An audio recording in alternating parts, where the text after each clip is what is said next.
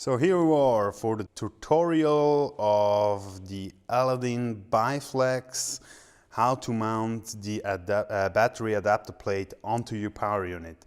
So either you have the gold mount style plate or the V mount style plate. Both mount the same onto the back of the power unit. Both have the same options, just depends on your battery style. So the battery plate always comes delivered plate, a cover plate and a bag full of screws.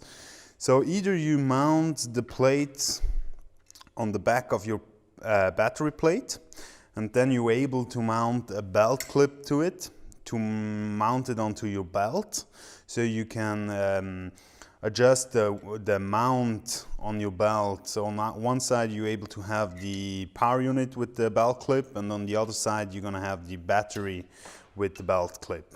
But most of the time the people don't need this plate, and you run it straight on the back of your power unit. And to mount the battery plate on the back of your power unit, you just need a Phillips screwdriver. So first thing you have to do is the connector cover. So remove the connector cover. There are just 2 screws to open. And the nice thing is, underneath is a space to put your cover. So you're not going to lose it if you want to go backward one day. So just screw it down there into position. And voila. Then you see you have a connector inside with a red and a black wire. The same thing on the back of the battery cover. Just make sure that the black goes to black and the red goes to red.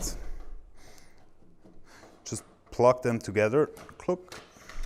And then you have to squeeze the plug into the housing.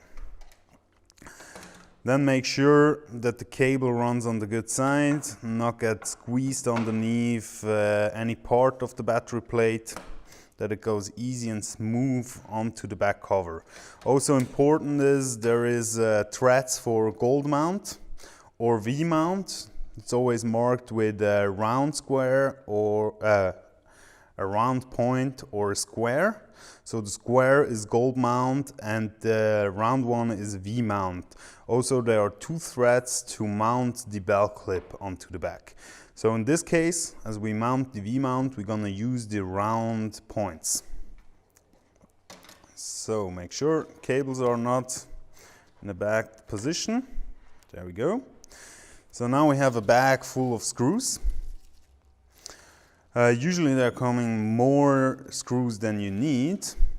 So in case you're losing some, you still have some backup screws.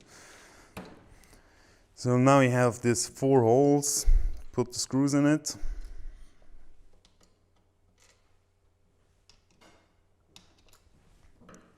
Phillips screwdriver. Find the threads, there we go. Screw down the 4 screws.